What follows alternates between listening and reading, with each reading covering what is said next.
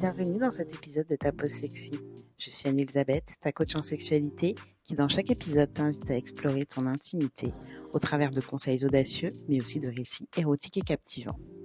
Installe-toi confortablement pour plonger dans ton monde mystérieusement et merveilleusement érotique. Bonne écoute! Dans cette pause aujourd'hui, nous allons parler de la taille du pénis. Au final, est-ce que ça compte ou pas dans le plaisir que l'on ressent pendant un rapport sexuel ? Bon, déjà, on va faire un vrai point anatomique parce que je pense que certains d'entre vous ne savent pas forcément tout sur l'anatomie du vagin. Donc, le vagin, déjà, c'est pas un trou béant. C'est plutôt comme un tuyau où il y en a qui vont plutôt parler d'une chaussette. Donc, c'est plat quand il n'y a rien dedans et quand on n'est pas en moment d'excitation. Le vagin, il est plat et en fait, les parois du vagin sont collées. Il est un peu fermé. Et c'est quand quelque chose ou quelqu'un pénètre à l'intérieur qu'il s'élargit et donc c'est flexible. Et c'est aussi pour ça que on peut mettre un tampon ou une cup pendant qu'on a nos règles sans pour autant devoir contrôler le fait que ça sorte ou pas. En moyenne, le vagin, c'est entre 12 et 14 cm de profondeur jusqu'au col de l'utérus. Donc le col de l'utérus, l'entrée dans l'utérus, c'est vraiment quelques millimètres. Donc en fait, vraiment, c'est fermé en fait à l'autre extrémité au niveau du col de l'utérus, c'est fermé. On peut pas perdre quelque chose qui remonterait par exemple jusqu'à l'utérus. Ça, c'est pas possible. Donc quand je dis entre 12 et 14 cm de profondeur, en fait, là aujourd'hui, ce qu'on commence à voir de plus en plus apparaître dans les études, c'est que au final, le vagin, il a quand même cette possibilité de s'élargir et de s'allonger, et notamment au moment du rapport sexuel, parce qu'il va y avoir de l'excitation, et donc il va devenir beaucoup plus flexible et s'allonger. Donc voilà, c'est une moyenne, 12 et 14, mais ça peut même monter, j'ai vu des chiffres jusqu'à 17 cm, bref. C'est très aléatoire d'une femme à l'autre, mais en tout cas, ce qu'il faut bien comprendre, c'est que c'est une structure qui est flexible et qui s'allonge. Donc maintenant, si on va parler un peu plus du plaisir et de ce qui nous procure du plaisir pendant le rapport sexuel à nous, les femmes ou les personnes qui ont une vulve, ça va être le clitoris. Et donc je pense que tu le sais déjà, mais c'est lui qui est responsable de ton plaisir. Ça, je pense que c'est bien ancré, mais au cas où, je préfère le rappeler. Et là, on va plutôt s'intéresser vraiment à la zone G, qui est la zone en fait qui cumule une bonne partie de nos terminaisons nerveuses et qui fait que on peut atteindre une forme de plaisir bien plus importante pendant les rapports sexuels. Donc cette fameuse zone G, on parle plus vraiment de point parce qu'on s'est rendu compte que c'était pas vraiment un point, mais plutôt toute une zone qui était plus sensible. Et elle se situe à peu près, c'est toujours pareil, il y a de l'approximation, mais c'est à peu près à 3 ou 4 cm de l'entrée du vagin. C'est très simple en fait, pour pouvoir atteindre la zone G, on peut le faire avec les doigts. Donc on n'a pas besoin d'avoir quelque chose qui fait une quinzaine de centimètres pour pouvoir atteindre la zone G. Et en plus, elle est un peu plus recourbée, donc il faut aller un petit peu recourber par exemple le doigt pour aller la stimuler et la toucher.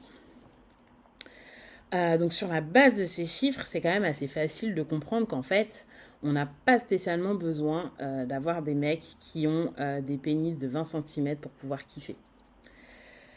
Du coup, ça pose une vraie question de savoir, alors pourquoi c'est si important, pourquoi c'est une question qui se pose. Moi, en tant que coach en sexualité, j'ai déjà eu des conversations de ce type avec des hommes qui se posaient la question de la taille de leur pénis, est-ce que c'était suffisant, est-ce qu'ils allaient pouvoir procurer du plaisir. C'est vraiment un questionnement qui est un peu récurrent de la part de nos amis les hommes ou personnes qui ont des pénis. Et du coup, je me suis demandé, mais d'où ça vient en fait? D'où vient le mythe qui dit que plus c'est gros et mieux c'est? Certainement, et moi la première, ça m'est déjà arrivé, tu t'es déjà dit en voyant un homme avec un pénis qui serait plus petit que tu n'allais rien sentir et que ça allait pas vraiment être ouf. Et bien en fait, on a vraiment été tous mindfuck par la culture de la performance qui nous a dit que en fait un homme était performant quand il avait un gros pénis, était plus viril quand il avait un gros pénis, ou en tout cas qu'il fallait quelque chose de gros pour qu'on puisse prendre du plaisir. Et en fait, c'est tellement puissant comme pensée que derrière, en fait, ça peut vraiment aller conditionner tes rapports sexuels. En fait, si tu pars du principe quand tu vois un pénis qu'il est trop petit et que tu vas rien sentir, la puissance du cerveau fait que certainement que tu vas rien sentir.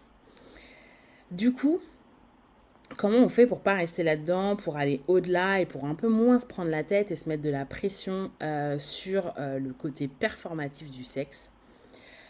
La première chose, je dirais que déjà, il faut se souvenir que la pénétration, c'est pas forcément le meilleur moyen de ressentir du plaisir quand on a une vulve et un clitoris. En pénétration, on va pas forcément réussir à pouvoir stimuler notamment la zone G ou le clitoris en externe de la bonne façon qui va pouvoir permettre l'extase, l'orgasme, etc. Donc c'est pas forcément le meilleur moyen. Et donc déjà, si on se dit que la pénétration n'est pas systématique, automatique et nécessaire pour prendre du plaisir, déjà ça enlève une grosse pression sur la taille de ce dit pénis. Ensuite, le Kama Sutra est une chose extraordinaire qui est faite de, je crois, plus de 64 positions différentes. Et donc, en fait, en fonction des positions qu'on va prendre, déjà, on va pouvoir jouer sur la manière de stimuler, sur la profondeur de pénétration, quand on veut en pratiquer une, sur tout un tas de différents paramètres pour pouvoir justement atteindre des sensations différentes. Donc, c'est vrai pour un pénis qui serait petit ou un pénis qui serait très gros. En fait, on peut aussi adapter la manière dont on va pratiquer la pénétration pour pouvoir favoriser le plaisir. Parce que je tiens quand même à rappeler que un pénis qui serait trop gros, ça peut aussi avoir en fait des désavantages et même des difficultés parce que ça peut faire peur. Tout le monde ne peut pas forcément se sentir à l'aise et donc il peut y avoir une certaine forme d'appréhension qui vient compliquer le rapport sexuel. Donc il y a quand même ce côté de en fait le sexe c'est quand même quelque chose qu'on peut adapter où il y a plein de possibilités et c'est toujours en faisant preuve de créativité qu'on arrive justement à des choses qui vont être beaucoup plus plaisantes, où on va partager avec nos partenaires, où on va passer des moments sympas. Et c'est quand même vraiment, vraiment l'objectif. Donc tout ça pour te dire que la prochaine fois que tu te poseras la question sur est-ce que je vais ressentir quelque chose, dis-toi comment est-ce qu'on va pouvoir faire l'amour ensemble pour que tous les deux nous puissions prendre du plaisir. Et je pense que en changeant la question de cette manière et en étant vraiment dans une démarche beaucoup plus constructive à deux, ça permet en fait de passer des moments hyper kiffants. Et voilà, c'est terminé pour cet épisode. Si tu as aimé, n'hésite pas à t'abonner et à partager ce podcast à tes amis. Retrouve-moi aussi sur Instagram pour me dire ce que tu as aimé et dans ma newsletter pour plus de conseils.